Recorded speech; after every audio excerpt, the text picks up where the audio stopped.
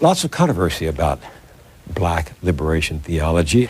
As I understand it, black liberation theology reads the Bible through the experience of people who have suffered and who then are able to say to themselves that we read the Bible differently because we have struggled than those do who have not struggled. Is that a fair bumper sticker of liberation theology? I think that's a fair bumper sticker. I think that the terms liberation theology or black liberation theology cause more problems and red flags for people who don't understand it.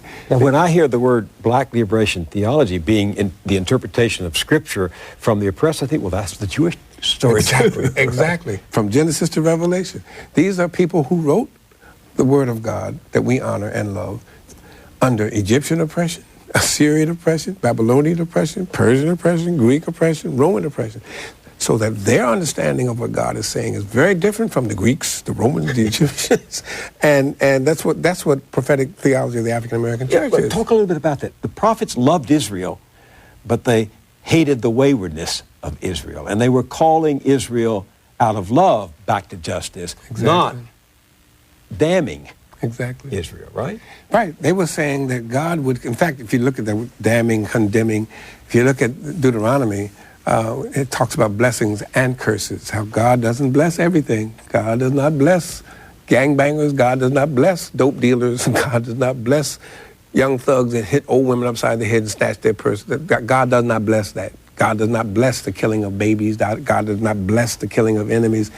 And when you look at blessings and cursings out of that Hebrew tradition from the book of Deuteronomy, that's what the prophets were saying, that God is not blessing this. God does not bless it. Bless us. And when we're calling them, the prophets call them to repentance and to come back to God. If my people who are called by my name, God says to Solomon, will humble themselves and pray, seek my face and turn from their wicked ways. God says that, wicked ways. Not Jeremiah, right? Then will I hear from heaven. One of the most controversial sermons that you preached is the sermon you preached that ended up being that soundbite about goddamn America. Where governments lie, God does not lie. Where governments change, God does not change. And I'm through now.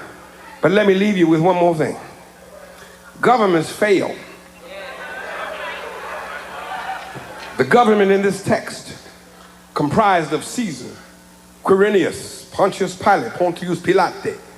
The Roman government failed. The British government used to rule from east to west. The British government had a Union Jack.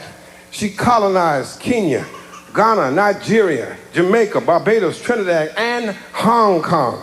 Her navies ruled the 7 seas all the way down to the tip of Argentina in the Falklands. But the British government failed. The Russian government failed. The Japanese government failed. The German government failed.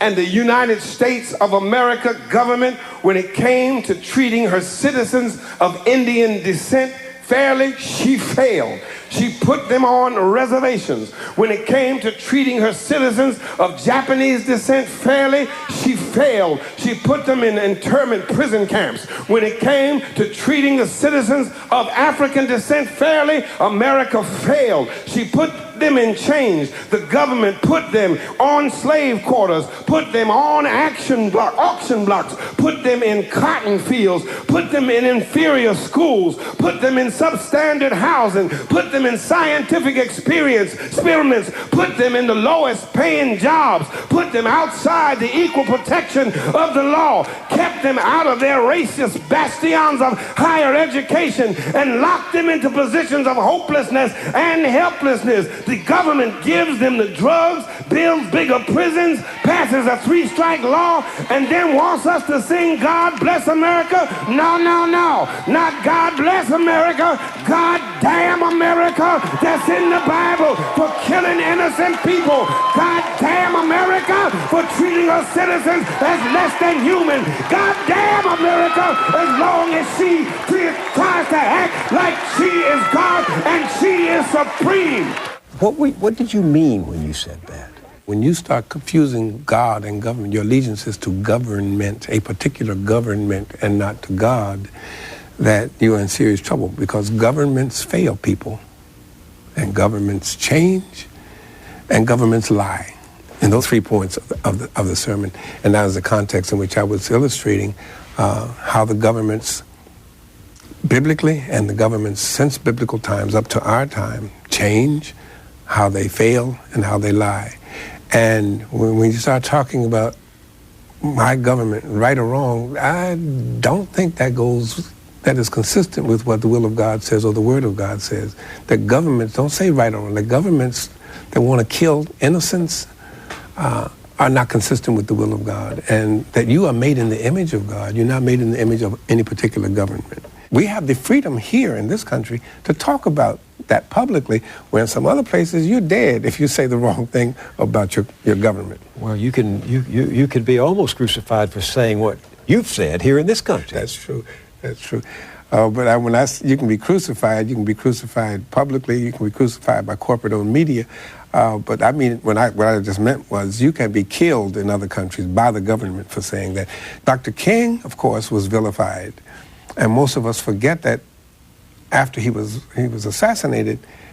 But the year before he was assassinated, April 4th, 1967, at the Riverside Church, when he preached against the war in Vietnam, he talked about racism, militarism, and capitalism. He became vilified. He got ostracized not only by the majority of American in the press, he got vilified by his own community. They thought he had overstepped his bounds. He was no longer talking about civil rights and being able to sit down at lunch counters, and that he should not talk about things like the war in Vietnam. He preached about... Lyndon Johnson was furious at that, as you know. That's where they broke. And that's where a lot of the African-American community broke with him, too. He was vilified by Roger Wilkins' daddy, Roy Wilkins. He was vilified by Jackie Robinson. He was vilified by all of the Negro leaders who felt he'd overstepped his bounds, talking about an unjust war. And that part of King is not lifted up every year, January 15th. 1963, I Have a Dream was lifted up. And passages from that, sound bites, if you will, from that March on Washington speech. But the King, who preached the end of I've been to the mountaintop, I've looked over, and I've seen the promised land, I may not get there with you. That part of the speech is talked about, not the fact that he was in Memphis siding with garbage collectors. Nothing about Resurrection City, nothing about the poor. Resurrection City was the march in Washington for the poor. For the poor. Yeah. That part of King is not talked about because we want to keep that away from the public eye and the public memory, and it's been 40 years now. What is your notion of why so many Americans seem not to want to hear the full Monty? They don't want to seem to acknowledge that a nation capable of greatness is also capable of cruelty. I think I come at that as a historian of religion, that we are miseducated as a people. And because we're miseducated, you end up with the majority of the people not wanting to hear the truth because they would rather cling to what they are taught.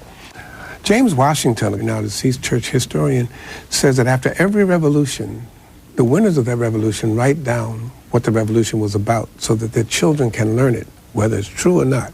They don't learn anything at all about the Arawak. They don't learn anything at all about the Seminole, the Creek, the Trail of Tears, the Cherokee. They don't learn anything. No, they don't learn that. What they learn is 1776, Crispus Attucks, would throw one black guy in there, fight against the British, the terrible. We hold these truths to be self-evident, that all men are created equal while we're holding slaves. No, keep that part out.